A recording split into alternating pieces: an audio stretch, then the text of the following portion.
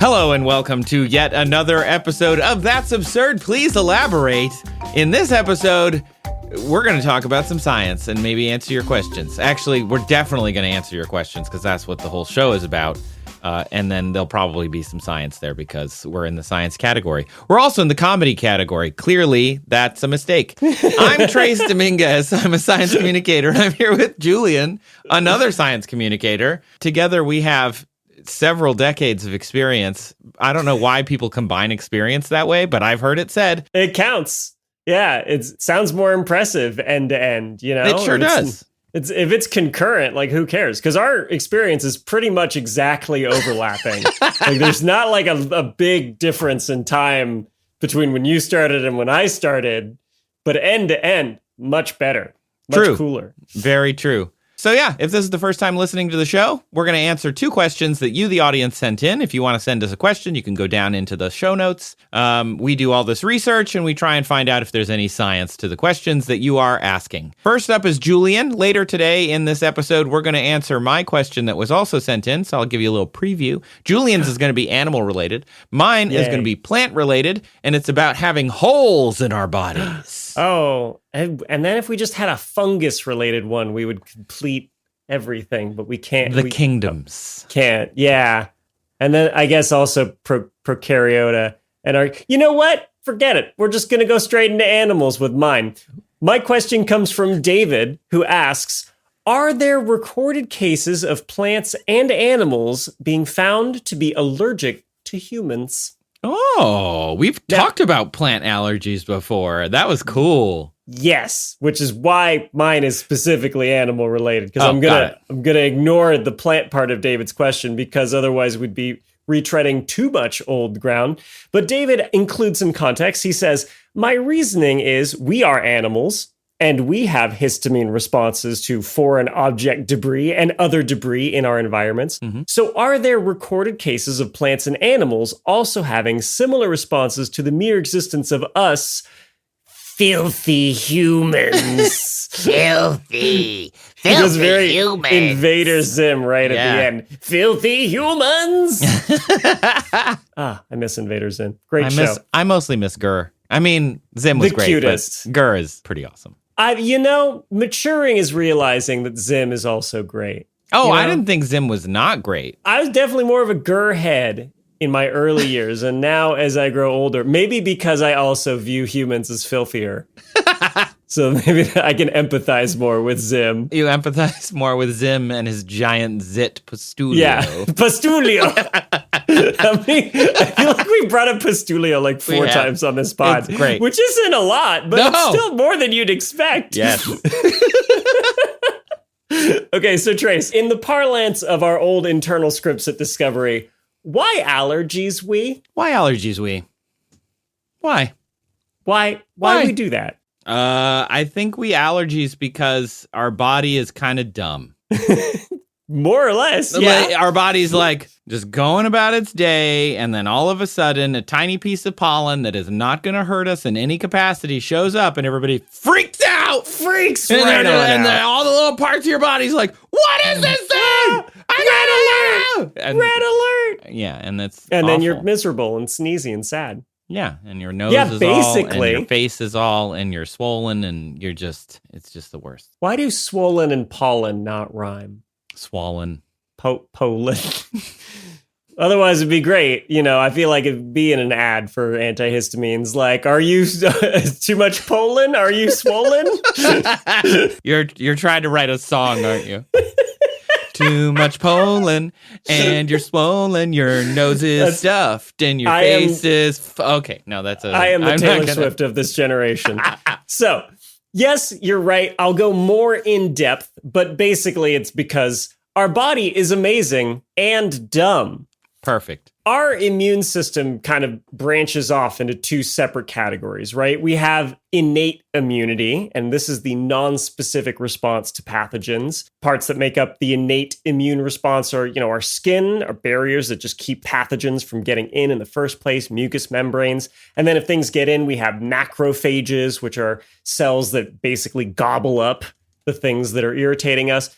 But like I said, it's non-specific. It can attack healthy tissues as well and damage it while it's destroying invaders.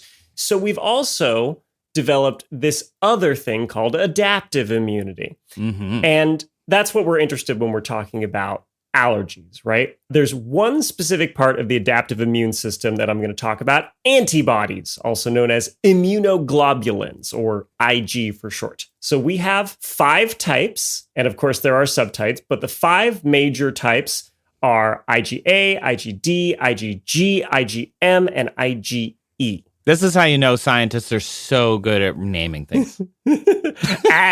AgMe. Oh, shoot, you could just do gamed. Gamed works too, but I listed it in AgMe order. in the scientifically correct AgMe as opposed to... AgMe. Well, I actually put E last because that's the main important one when I'm talking about allergies. So, it was for storytelling purposes. I went AgMe instead of games, but now I've ruined it. Anyway, all of these antibodies are Y-shaped proteins, and they're made up of 4 chains of polypeptides, 2 big ones, 2 long ones, the heavy chains, and 2 lighter ones. And they form this little Y shape. And at the arms of the Y, they have special sites that are basically only compatible with binding with specific things on the antigen's surface, right? Whatever's irritating you has little bumps and proteins on it. And it's like a lock and key. Mm-hmm. So IgE, when we're talking about allergies, are the ones that we care about. They're secreted by the lymph nodes. They are good for fighting off parasites. They're not totally useless except for making you sad and your eyes itch and your nose run. They actually are good for something in your immune system, but they're also triggered with things that are not dangerous, like you mentioned. Pollen or things like animal dander. Mm-hmm. Dust mites. Dust mites. Leaves. Exactly, right? Grass. Just harmless things in your environment that for whatever reason, the IgE grabs onto and it causes this whole cascade of events that makes you miserable. So, Trace, are humans animals? Yeah, 100%. You better believe it. We are not special and different and separate from everything else in the animal kingdom. And so we produce animal dander just like our dogs or cats might, right? Which is just skin flakes that can trigger these IgE antibodies if they happen to match with the proteins on the surface of the little skin flakes. Mm-hmm. So when we inhale animal dander from our cat or our dog, these IgE antibodies will bind to it, and this will cause histamines to be released. Histamines basically cause our blood vessels to become leakier. They let white blood cells into the area to fight off invaders. And this is why drugs that help us fight our allergic responses are antihistamines. They block the reception of these histamines in our system and can keep you from getting allergic. But also, histamines serve multiple purposes. They help keep us alert and awake. So some antihistamines, especially first-generation ones, make you really sleepy. You ever take a Benadryl? Yeah. You're just done for the day after that. Yeah. You know? Yeah. And there have since been studies that that Benadryl doesn't even do anything. So yeah. Benadryl said you can't be allergic if you're asleep. Maybe I'm just sleepy. Yeah, if I'm asleep, then I don't feel bad. can't be irritated by my watering eyes and runny nose if you're unconscious. I'm just Boom. like, I mean, that is one way to solve the problem. I think it's like the Major Payne school of solving a problem. Do you remember that Wayans movie? That classic Wayans film? Where like a guy has a major wound and he's like, I'm in pain. And Major Payne just takes his finger and like breaks it. Yeah. And he's like, oh, well now you got something else to keep your mind occupied. You want me to do something to take your mind off that leg? It was retroactively less funny than it was at the time than when I was a young teen. Don't break fingers. Don't do it. It's going to cause more problems. It's going to cause more problems. Yeah.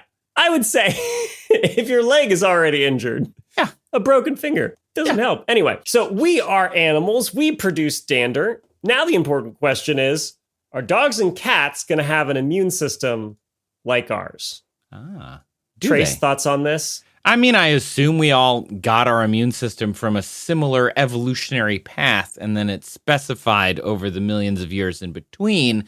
However, that doesn't mean it's the same thing. You know, are specialized in completely different environments than a cat or a dog. Yes, you are on the right track, right? This immune system, this adaptive immunity, it's a pretty complex thing. It's not something that's only going to pop up in humans, right? Right. Like, it's something that some ancient common ancestor of us and dogs and cats and other vertebrates started developing. And of course, we branched off, and there are differences between us, the different lineages.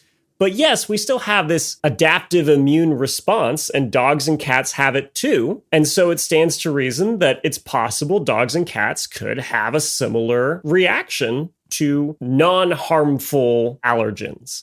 Yeah. So I looked into it, and Trace, dogs and cats can absolutely be allergic to their humans. What?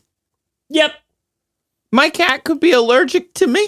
I know this is tragic for you. You just got a new cat mug that you were showing off before we started recording. My kitty cat mug? You're the biggest cat guy I know. You were the first very pro cat man I'd ever met in my life. I think that's quite an honor. Quite a distinction. You converted me. Yeah, I feel really good about that. I feel, perfect about it. Yeah. Okay. Kyle, can I get a Thanks. Okay.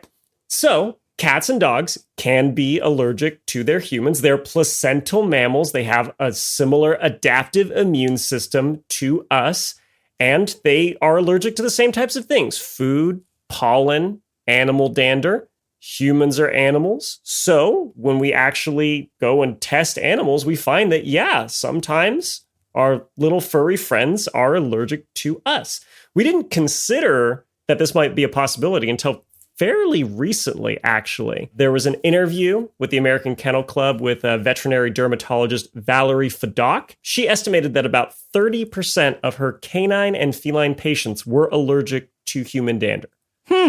Which is a high number. Now, she stressed this is not a rigorous study. There's a selection bias. People are bringing their pets in because they're like, my dog's itchy. What's going on here? And they test it for allergens. So that may be inflated. But this veterinary dermatologist, Fadok, thinks that we might be seeing it more now because people are tending to let their pets sleep in their bed with them, and we didn't used to do that. Oh, interesting.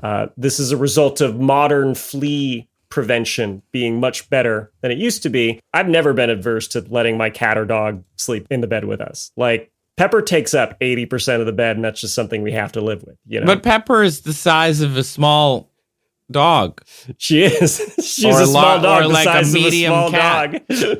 She's not big. How does she take up so much? Do you have a very small bed, or she likes to sleep perpendicular to the other bodies in the bed, so she takes up as much room as possible. It's quite, and she moves around a lot during the night. Sometimes I'll wake up and she'll be like on my head on the pillow, and I'm like, it's got a dog butt on my face, and I have to live with this. Pet ownership. You know what? We love them. They're only around for like a decade and a half if you're lucky. Like, let them sleep in the bed. Now that flea prevention is better. I know there's some people that are like, ew, you let your dog sleep in the bed? Let him sleep in the bed. That's what I say. I did a video once years ago about whether or not dogs should be allowed in restaurants.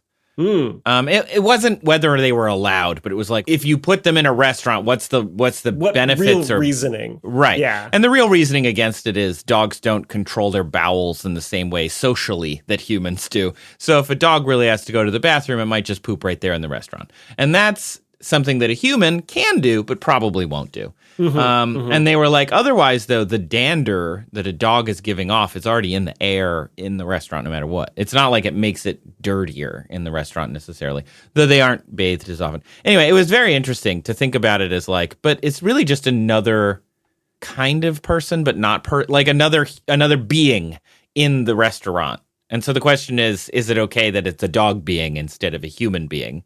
Yeah. How dissimilar do you think a dog and a tiny human, say, exactly, age 4 and under is in terms of health ramifications? Right. I think the only thing is the tiny human probably has taken a bath more recently, since some people bathe their kid every day. Fair. Whereas dogs, like I've never owned a dog, but friends I know who've owned dogs, they aren't bathing their dog every day. They may be not even bathing him every week. And so it's just like, that I can see being a little more like, that and the pooping on the floor thing. Whereas you and I, we definitely bathe every day and never poop on the floor. I haven't pooped on the floor in days. At least several hours. I have pooped on the ground. I mean, I assume you were camping, or are you telling me you were dissatisfied with your service? I'd rather not talk about it. Yeah, it was camping. Okay. Moving on. I didn't think you were doing this in like an Applebee's. Like, they do call it Crapplebee's for a reason. Moving on. Moving on. Anyway, where was I? You're talking about your dog sleeping in your bed. Wait. But also dogs in restaurants. Trace, what if your dog's hypoallergenic? Is that a thing? No, it's not a thing. I bring it up. I hear it all the time. I went to a party the other day and somebody was like, well, my dog's hypoallergenic, but I'm allergic to your dog. I bit my tongue. I'm like, I don't want to get in a whole discussion about this right now. But just suffice it to say, it's not really a thing. That's not really a thing. Not really a thing. It just means that you're not allergic to the dander your dog's giving off. It doesn't mean they don't give off dander. That specific dog. Apparently, hypoallergenic, I looked into it for this episode, started as a marketing term for some cosmetics in the 50s. Oh, surprise, surprise. Thanks. Now we all have to deal with that forever. But yeah, dogs, quote unquote, hypoallergenic dogs because they have hair instead of fur and they don't shed as much. Like I mentioned, it's not the fur, it's the dander. It's the skin, It's the proteins on the skin. And sure, if they're not shedding as much, maybe there's not as much of that dander in the air. Maybe you won't react to it, but you can still be allergic to the dander of said dog. So there you go. Okay. So nice sidebar. Just throwing that out. Gripe time. Just gripe time. I wasn't that upset about it because I feel more just exhausted by hearing the term hypoallergenic. So maybe we should have just a much more Kenny G style music. Exhaustion time. Oh, please stop saying your dog's hypoallergenic. I'm so tired. I'm so tired. It's such a good sidebar. And now it's time for a segment we're calling I'm So Tired. Exhaustion Corner. Go sit in the exhaustion corner until you feel ready to come back. That's excellent. Okay, so Fadak, that first dermatologist I quoted, estimated 30% of her patients were allergic to human dander. Another source I found put that estimate somewhere closer to about 10% of dogs and didn't have a number for cats, really. But allergy symptoms look similar to those in humans, right? There's scratching because you're itching, also known as atopic dermatitis. You can have moist, crusty skin. You can have some hair fall out, so you have bare skin. Sneezing, runny nose, hives. In cats in particular, they have miliary dermatitis, which is like little scabs or missing hair, typically around the head and the neck area, but it can happen elsewhere. And of course, asthma can be common, and it's more common in cats than dogs. So when we have a dog or a cat that is exhibiting these symptoms, it can be hard to determine if we're the problem because we spend all our time with them. When we take them to doctors, the doctors are human, right? Like it's hard to isolate it and just know from that, and also know if it's not something in their food or something seasonal. You have to keep an eye on it to see if these symptoms are like year round. And even then, if the environmental factors still takes more in-depth testing. So if you want to know, a veterinary dermatologist can perform an intradermal allergy test. They'll inject allergens under the skin, and they'll do them, in like little spacings with different allergens, and then they'll check and see if anything reacts. And based on what reacts, that's what your dog or cat is allergic to. And they're typically allergic to several things at once, like a dozen things, one vet said. And we are just one of those dozen things that they might be allergic to. They can, of course, be treated similarly to us because the whole systems work similarly. So they can get allergy shots or oral drops that steadily introduce more and more of this allergen until the immune system gets used to it and stops freaking out all the time. They can even deliver them straight to the lymph node, which is where IgE antibodies are made. There is a risk when you're doing these therapies that they can go into anaphylactic shock, where the airways constrict and the blood pressure drops. And so It's wise to do this kind of treatment with an EpiPen nearby, something to give them some... You have EpiPens for pets? Just the same as an EpiPen for a person. Epet pens? Epet pen. Petty pens? Yeah. Good idea to have that on hand if you're doing it yourself. Of course, as always with us, this is a thing you should talk to a vet about if you're actually concerned, instead of just listening to two idiots on a podcast. So don't just do this on your own, please, as always. You can also treat it with antihistamines. It's effective about 30% of the time, although one study with 27 cats that I found, I was kind of shocked I managed to find this study, they tested Claritin on these cats, and it didn't work. Okay, so now we know. None of the cats are Claritin clear. None of them. And then there are steroids like cortisone that can also be used for treatment. So, can your pets, cats and dogs, be allergic to humans? Yes. Wow. But I was also thinking, there are other animals that we are allergic to. Some people have shellfish allergies. Like me. I didn't used to. I used to be able to eat the bottomless shrimp at the Red Lobsters. That's so tragic. When I turned 30, I went to have some shrimp at the Red Lobster, and it was like, why is my mouth itchy? And I've not been able to eat them since. Oh, no, that's so tragic. I miss shrimp. I can still eat crab and other things, although I probably shouldn't, but I do anyway. I'm not allergic, and I just choose not to eat shellfish because I think it's gross. Well, you have weird food stuff. I do have a weird food thing. Yeah. But I'm sorry. I wish I could transfer it. I wish I could take on your burden. I did ask a doctor once. I hadn't seen a doctor in a while because I didn't have insurance. And so I went, because America, sorry, Europeans. Sorry to put our trauma out there. But I went to the doctor for the first time in a while, and I said, hi, I'm allergic to shrimp now. Can I get a shot in my neck to be able to just eat shrimp again? And they were like, that's not a thing. Will you please, I'm begging you. I need my shrimp. I miss the shrimp. You're like, right like here. Trying to get the lymph node all exposed. Right there, you're tapping it like an addict. Come on. You can get me right in the lymph node right there. And I can go right. I can still hit happy hour shrimp. Juice me, doc. Please, the Red Lobster. It's going out of business. I need this. They need it too. They need it. The Red Lobster needs me.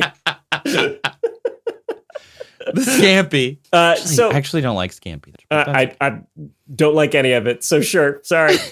Anyway, invertebrates don't have this adaptive branch of the immune system that we have. They rely entirely on innate immunity, which means they cannot, in the same way that we are, be allergic to stuff. Huh. So good news for lobsters if a bloated corpse ever, drifts to the bottom of the ocean and you start nibbling on it. Yeah. You're not going to be like, why is my mouth all itchy? Oh.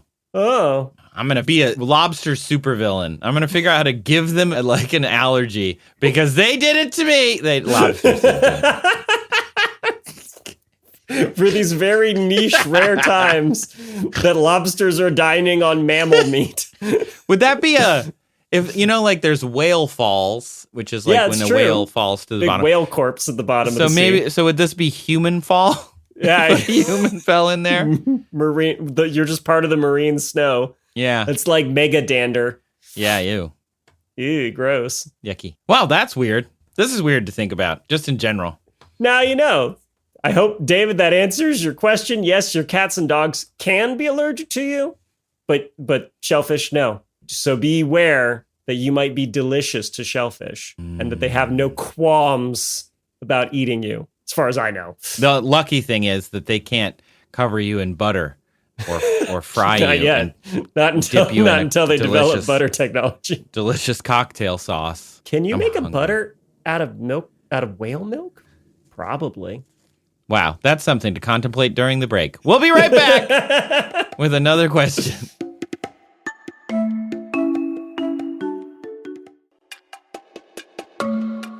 All right, welcome back. I hope you enjoyed your little seafood snack. I assumed we all ran off to the Red Lobster for some Cheddar Bay biscuits. We got to keep them alive. During the interim, we have to, until they develop a treatment for Trace's shellfish allergy. We have to keep this place afloat. Nice pun. Thanks. Was that it? Okay. Oh, yeah, you were going to say something. You were going to say you need something. I was going to say something, but now I forgot. Okay. That's it. Well, welcome back, Trace.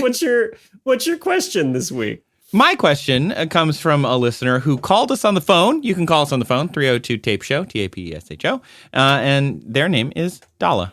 Hi, my name is Dalla. I'm from the Bay Area, and I was looking at my monstera plant recently, and they have holes all over them, kind of like the Swiss cheese of leafy house plants. And I was wondering if humans also had little holes peppered all throughout our body, not like open wounds, because we can like cut ourselves and that kind of stuff. But no, what if we were born with just holes? Like, you know how some people have like piercings, like gauges and stuff? What if we had some of those like peppered all throughout our body, like you could just like see through like your hand or something? How would life be different? Would we be able to swim? Would we be like running faster because of the reduced drag? Like, would that solve anything? All right, thank you. I always love when the conversation is like somehow goes to aerodynamics. Yeah. Like that's my favorite joke about somebody, like when somebody's like shaves their head, I'm like, oh, you're so aerodynamic now, because it's ridiculous, right? Like you're not really moving fast enough that it makes a big difference. But I still love it. And the idea that like, ooh, what if we were full of holes? Yeah. So many holes. Yeah, that'll cut down the area, and less wind resistance. I thought this question was very funny. I also love monsteras as a plant, and they do have these big holes in them, and I always wondered why. So I thought this would be very cool. What are they? Monsteras? Monstera plants. It's a big leaf. Why don't you describe it, since I assume you just Googled it? I just looked it up. So this is the potted plant that every woman I know who's just hitting her 30s has gotten, and she's trying to keep it alive with a mister. Proving herself. I believe in it. I don't think it usually works out well, but it's that one with the leaves. Imagine you took a perfectly good leaf and then you just cut a bunch of big chunks out of it all around the perimeter and just made it like a stripy leaf. Yeah. Yeah. I think of it as like the classic jungle or like Amazon foliage. When somebody draws a picture of a jungle or like foliage, you get these big, long, skinny leaves, and then you get these big, fat, heart-shaped leaves that have strips cut out of them, is what it looks like. And the heart-shaped leaf with the holes in it, that's the monstera plant. And they're one of my favorites, actually, in terms of like in decor. It's very pretty. They're really cool. And it is weird that they have holes in them. Like they just have that naturally. Also, favorites in foliage is a phrase that I wrote in my notes. And then I was like, I wrote, favorites in foliage sounds like Star Baker, but for a forest management show. And then I thought I would watch a forest management show. Talk about slow TV. That would be amazing. Absolutely, like local cable, like a public access show. Favorites in foliage would be phenomenal. Favorites in foliage. It looks like it was filmed in the 90s, even though it's today somehow. And they're just like slapping a tree and be like, this baby will make so much oxygen. It's in a 4:3 aspect ratio for some reason. Yeah. 4:3 would be great. I would watch this. I think it would go well. 100% put this on to fall asleep to. Are you kidding me? Fantastic sleepy time TV. That and a Benadryl. Whoo! See you next month. Doesn't fight your histamines, but it does solves the problem. Lateral thinking. That's what they're doing over there at Benadryl Inc. Lateral thinking.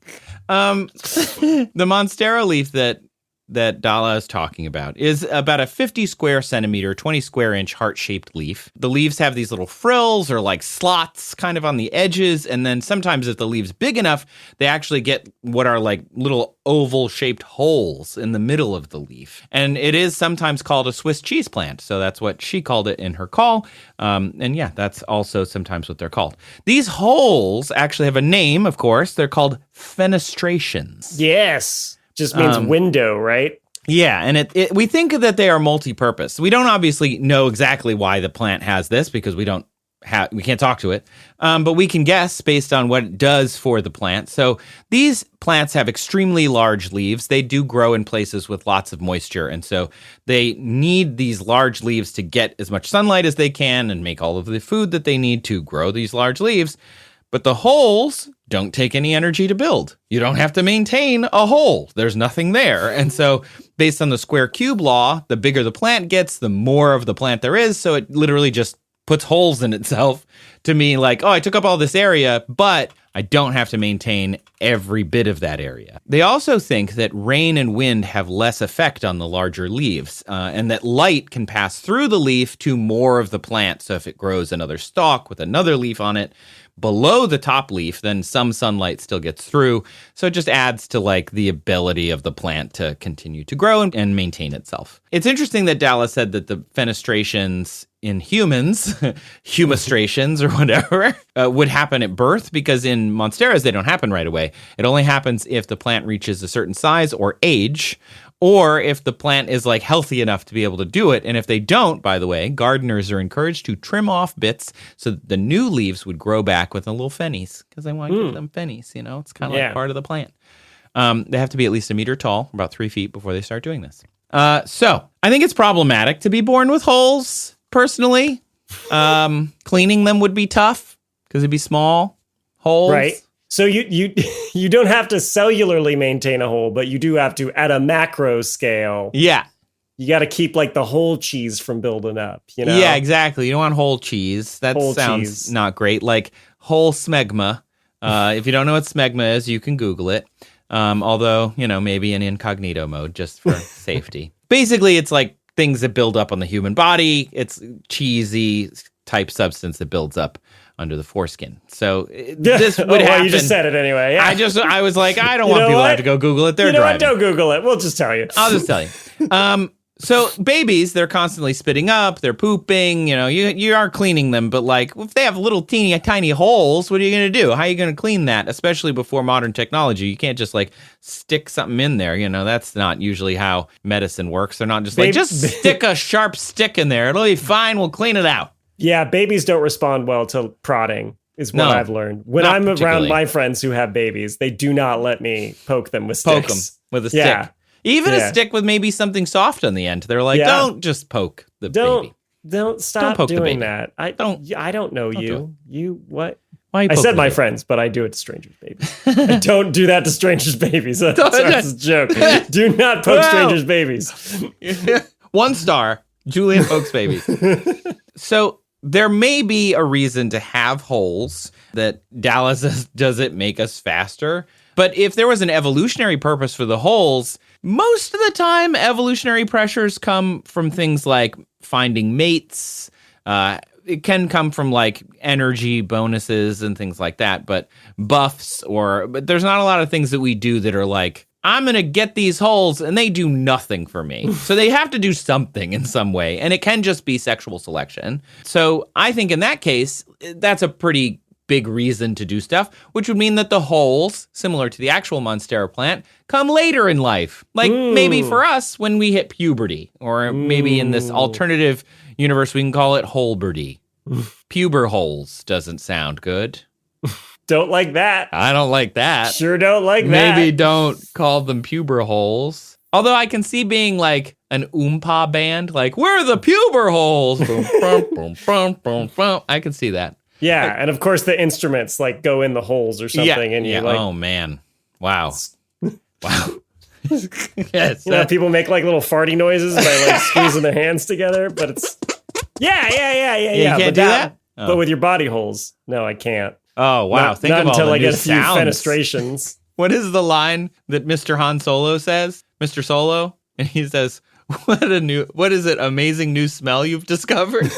If you had holes in your body, I feel like there would be some amazing new sounds that you've discovered. Yeah. So if you had holes in puberty as a human being with a body similar to what we have now, where do you think those holes would be? I didn't write anything in my notes. I wrote discuss. I mean, I could almost see it being kind of how, other secondary sex characteristics and stuff develop during puberty. Like, Yeah. And some of them we theorize are kind of a signal to other humans that like, oh, you're of sexually mature age now at this point. Right. Like, which is kind of the idea behind like pubic hair and armpit hair. So I imagine it might be in similar places. I don't know, but where could you... Interesting. Yeah. Where could you put a hole on the human body too while we're at it, Yeah. Like, I mean, we're pretty full up. Yeah. Hands, feet. Yeah, I guess you could be put like one stigmata in a hand. Yeah, I was thinking like some kind of arm skin situation. Ooh, okay, yeah. Like in there. There's also, the radius and ulna have there's a spot in between there that is already open, so maybe just kind of like grows a hole in the middle, which would be great for like, I don't know, holding something that you just loop it through. Just store that in there for later. Like, oh, I got it. I can hold. Think of all the grocery bags that you can hold now. Dalla mentioned like gauges, and that makes sense. Yeah. And soft tissues like your ears or your nose. I could see that. Cheeks, but that would be weird and just another source of infection. And also makes chewing, like your food kind of getting stuff's out. Going to squirt out. Yeah, not ideal. Not great. Don't love that. Neck, I like my cheeks turkey intact. neck. Maybe like turkey. Like you could get some turkey. Gizzard. Like, we could be humans with gizzards. That would be fun. And then holes through it. And then, do you think you'd want more holes then if you were signaling like virility, right? The way that's so you would want to be holier than thou. Oh God, Julian. I am the most holy one. Your holiness. And that's why the ladies love me. Ladies love me. Holes adore me. Even the ones that never saw me. And then it would be like a puritanical thing of like, that guy's showing too much hole. You can't show that much hole. You need to cover up those holes, buddy. On cable television, Plug that hole. Or basic network, whatever. Yeah, you can't show it on the airways until safe harbor hours. You gotta get cable. Get cable. Premium cable. HBO shows so much hole. Holes. Honestly, that's already true. Holes in general are. I feel like holes in general are definitely a secondary sex characteristic. We're when you put them in that context, for sure. Yeah. Wow. We're kind of anti-hole already for the most part.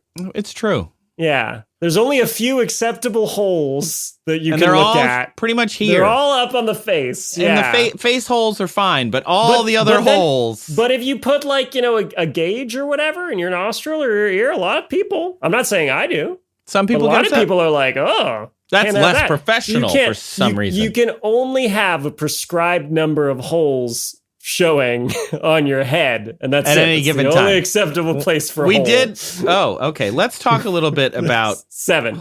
You're holes. 7 hole maximum. Hang on, you're jumping ahead. We're going to talk about how many holes we already have in a minute. Oh, okay. So we get these holes. They're genetically linked, like a mole's or a hair color. If your parents have a lot of holes, maybe you have a lot of holes. Would the holes make you faster?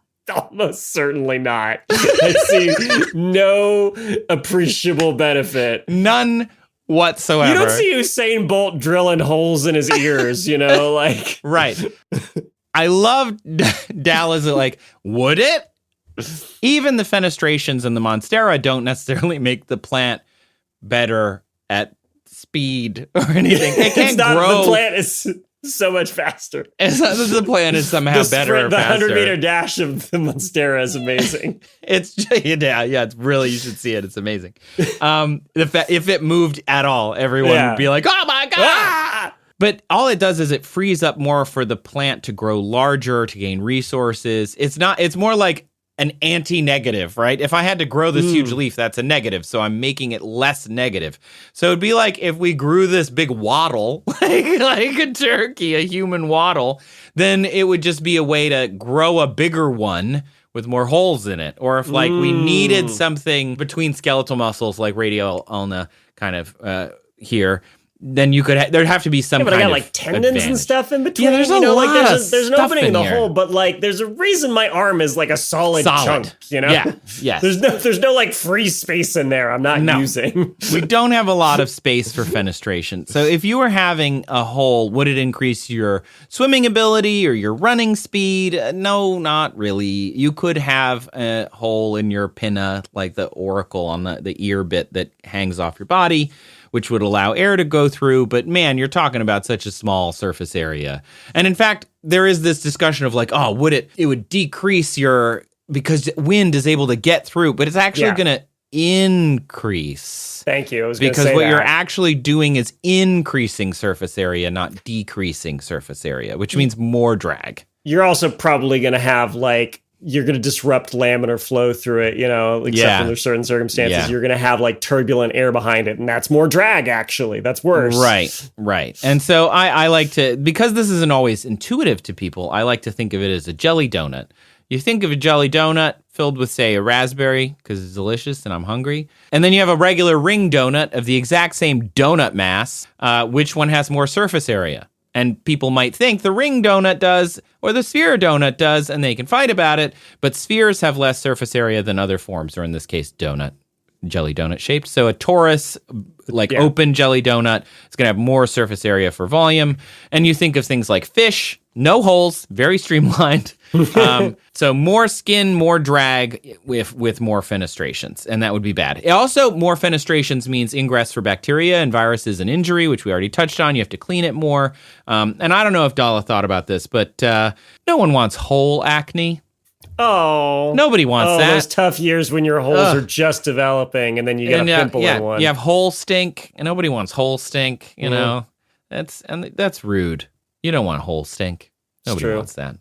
So it's going to increase you're in your class area. And you're trying to hide your hole, but other kids can see it and they start making fun of your holes. You're like, oh no. So you touched on though how many holes the human body has now. Yeah. How many holes we? How many holes we? How many holes we? I don't know, 9, 10. Count them. I did 9 or 10 out loud, so the whole class can understand. Okay, you got 2 eyes. 2 eyes. 2 nostrils. Okay. 2 ears. Great. 6. Yep. You got a mouth. 7. 7. You got your pooper. You got your anus. Great. Anus. 8. You got your urethra. 9. 9.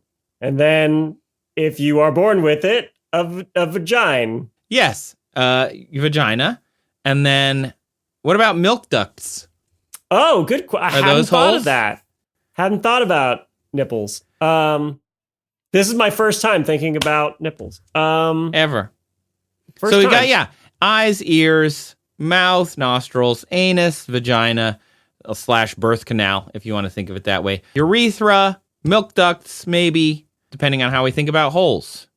Are pores holes? Not really, because they don't really go anywhere. No, and so then it's just this is actually a really interesting discussion because mathematicians have trouble with holes. Oh, yay, topology. Yes, topology. The topology jokes are great.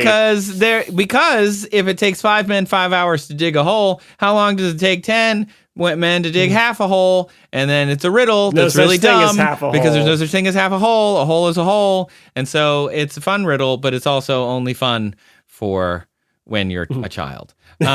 First, I want to cite heavily the Substack of Kit Yates, which I was reading for this because I thought that they did a really good job. And it's called Maths and the Real World from January of 2026. Thanks, Kit.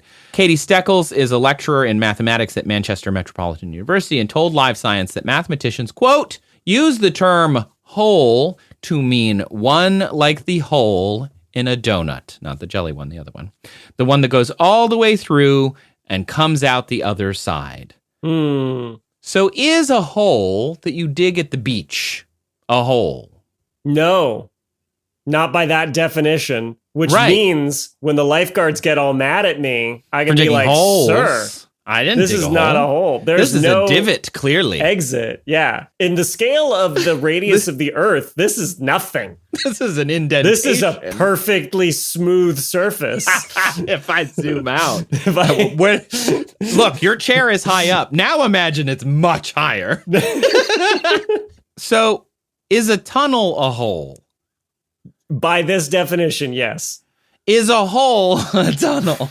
Is a hole, I guess also by this definition, yes. So in topology, which, by the way, in case you're unfamiliar, is the study of the geometric properties and spatial relations unaffected by the continuous change of shape or size of figures, they have some weird stuff in the topology department. There are many, many internet memes have been generated kind of making fun of how weird it is. So, like, in the topology department, a rugby ball, a basketball, a frisbee, and a giant concrete cube to a topologist are all related items. If they were all made of clay, we could mush them into the same shape without making a hole in them, breaking apart, or sticking them together, which means for a topologist, these are related, which I think is fascinating. I found a Facebook group called Mathematical Mathematics Memes. Okay. And it has the topologist morning routine. Okay. And the shapes they use for topology. Okay. Am I supposed to click on this link? Yeah, click on the link. Okay, dokie. Here we go. Oh my God. Okay, that's pretty good, actually. Yeah, that's right? pretty good. You got your cup of coffee, which is just a ring. You got your pants, which are like 2 rings joined together. You got a shirt, which is 3 rings.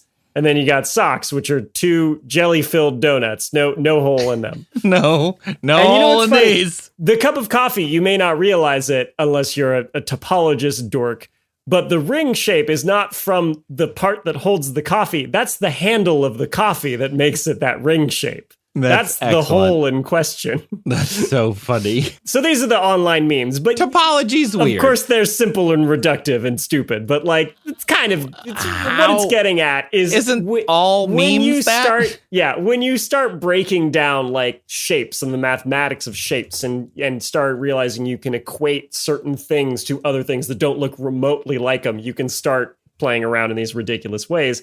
And yeah, you need like these definitions of what is a hole in order to do that.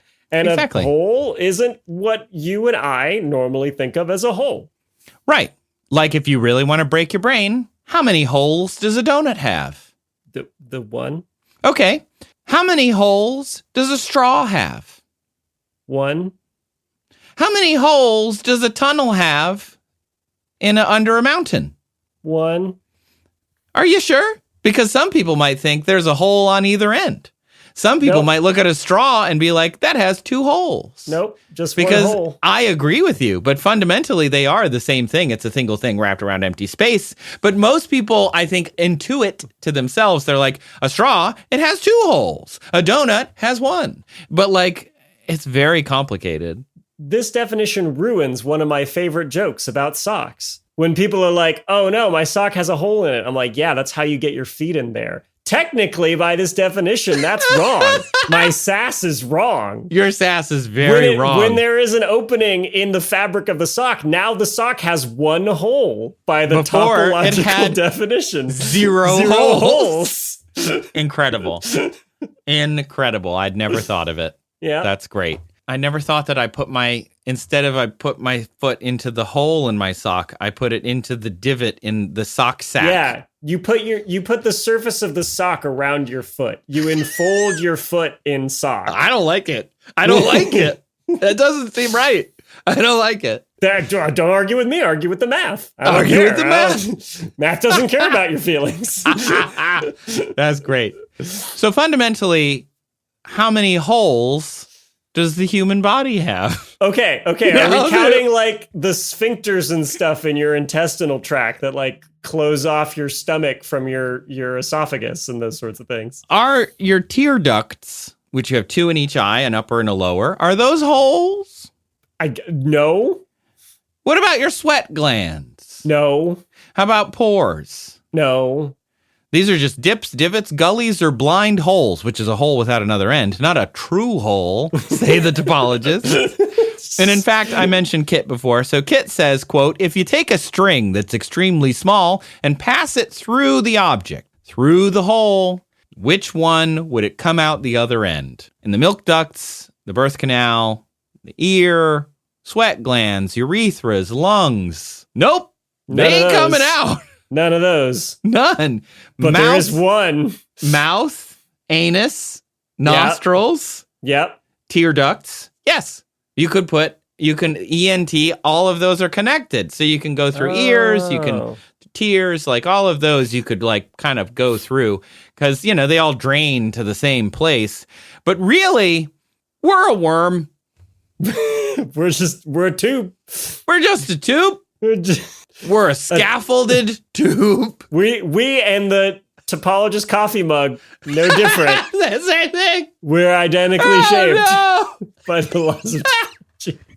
That's worse than the rugby ball, basketball, and giant concrete cube being the same. It's worse than you and I mug. were a straw. And only if you break the handle off the coffee mug, we're no longer similar. That coffee mug, that's now a sock. That's a sock.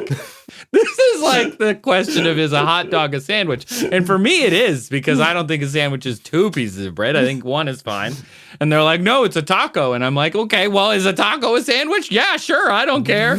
I just like it. It's fine. Anyway, but this makes people uncomfortable. But it's really just the one hole at the top that has several entrances. Right. And the one hole at the bottom. And in the middle is kind of solid, and that's why the bladder doesn't really count, because it's like getting stuff from elsewhere.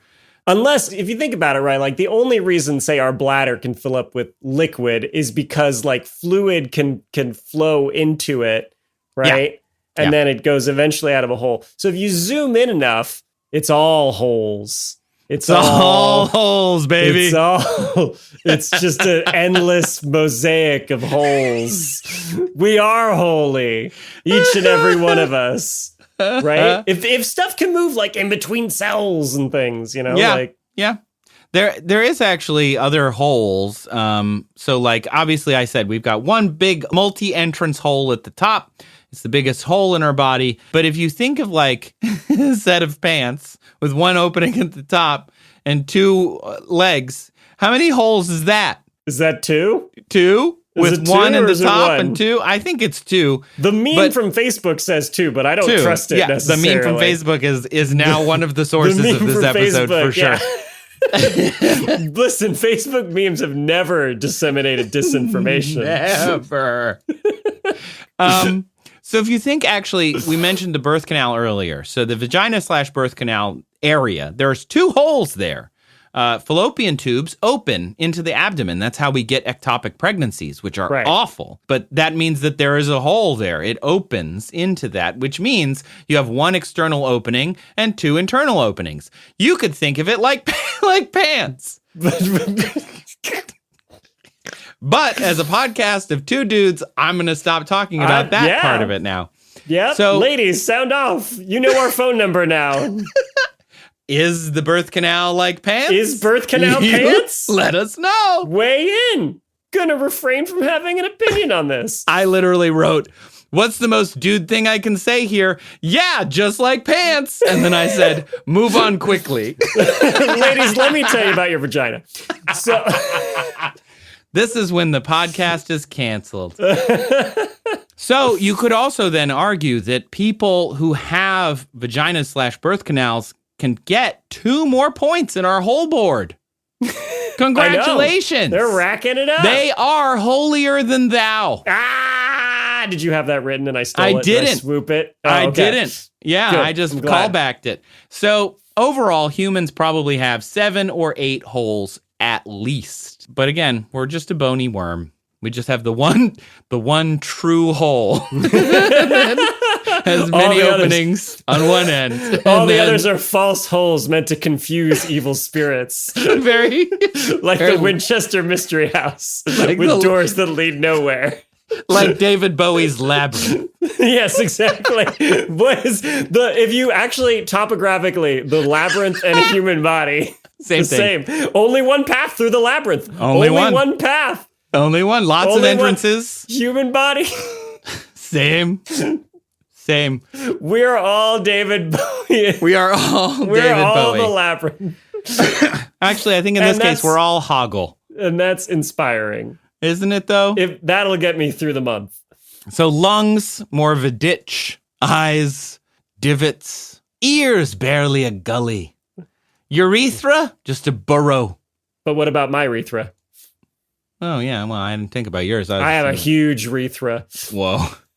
Nostrils are holes, but then they connect back to the main opening, so it's really just a foyer. A foyer for the body, if you will. A terrace to enjoy drinks out of your donut-shaped coffee mug. A lanai. The body's the lanai. So, Dalla, would this solve anything? At least we'd have a solid number of holes for topologist mathematicians to agree yes, on. If you had a hole in your body, through whatever, your topologist mathematician friend would be able to rest easy for once in their lives. I'm glad we've solved that for them. Wow. I'm going to be thinking about holes for the rest of the day, and not the Shia LaBeouf classic that I've actually never. It's good, but now it's misnamed. There's not a single hole that they dig in the whole movie. They should just call it Now we know. Gullies. Slight depressions in the dry lake bed. That's the sequel to the Shia LaBeouf's rest of his life. slight depression. And on that note, Yep. Call it an episode. Shia LaBeouf. That guy. What a hole. Okay.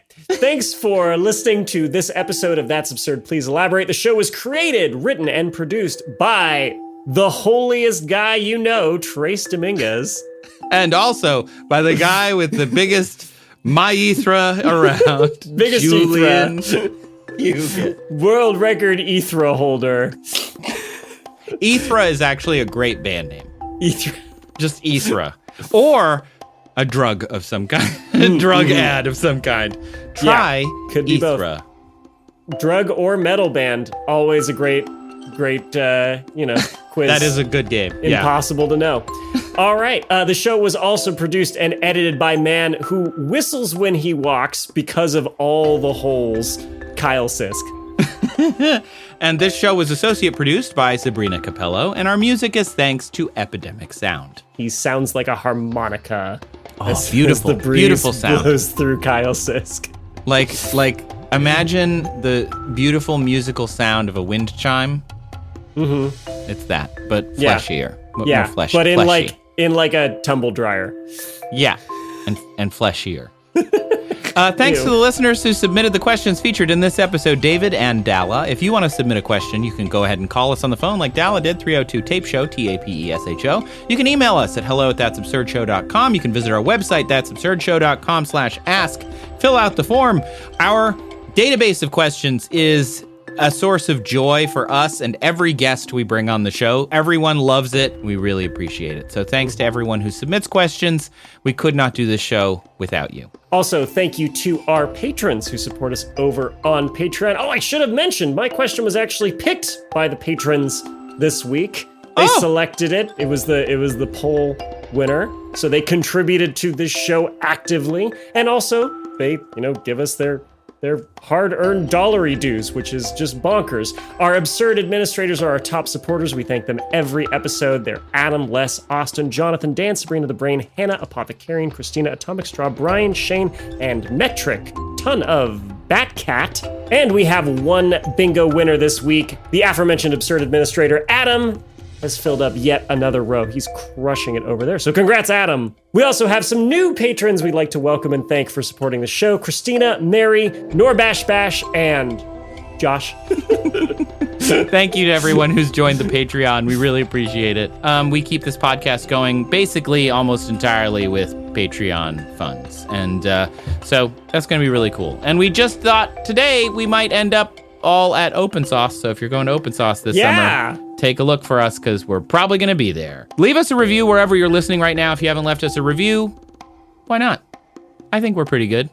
Let us know. We got a comment on Spotify the other day. It was like, the show would be good without these imbeciles. And I'm like, that's the point of the show. The point of the show. That's the show. That's the selling point. Without the imbeciles, the show would just be an hour of nothing happening. You can go and look up these facts on your own. You don't. You have this show without the imbeciles. It's called the White Noise Machine. It would be much better if you didn't act like imbeciles, is what he said. Well, I can't help being what I am. I assure you, it is not an act. Excellent.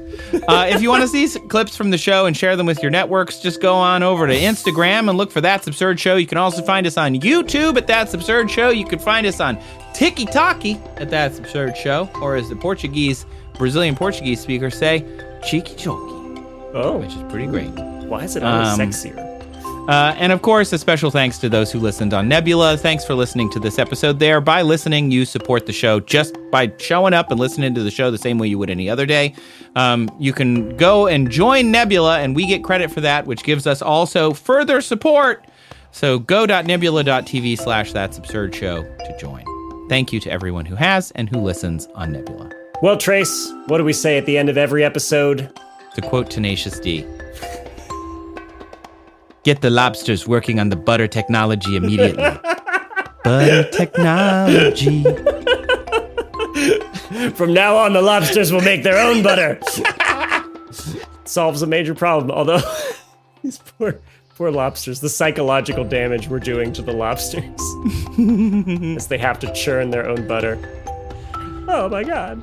Yeah, someday they'll invent butter churning machines that'll do it for them. You could like put them on a little wheel, I imagine, you know, like a hamster wheel, but for lobsters and water. A lobster wheel? Yeah, a lobster hamster wheel, exactly. A lamster wheel. And then yeah, they can just run on it, and then it'll drive like a reciprocating churner. You're saying that the lobsters have invented this system? We don't know. We haven't been to the bottom of the ocean that much. It could be down there. Could be. Maybe whole lobster dairy farmers down there. Welcome to Lobster Farms. We got the best butter in the whole Mariana. Be adorable. Would be pretty adorable. Lobster range. Got your whale butter here. Lobster Amish people churning butter. Aged whale butter. Traditional whale butter recipe. Just like my grandma Lobster used to make. You should have seen the size of her. She was 300 whatever unit of measure we use, because we're lobsters. She was 300 units. I couldn't come up with a new unit off the top of my head. I'm not that good at improv. She was 300 Cheddar Bay biscuits.